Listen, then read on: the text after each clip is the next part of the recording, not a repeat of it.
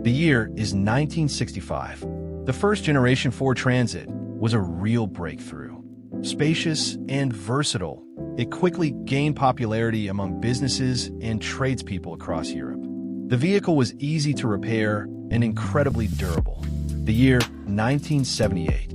The second generation Transit appeared. It had a more modern design and new engines.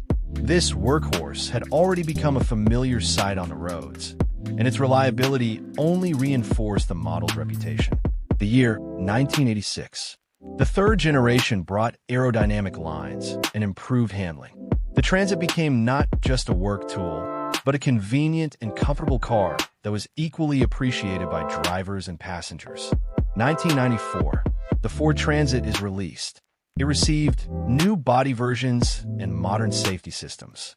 This model cemented the Transit's reputation as the best friend of entrepreneurs and large companies. The year 2000. The fifth generation featured a completely updated design and even more body options. The Transit became a true all-rounder, from compact vans to large versions for transporting goods.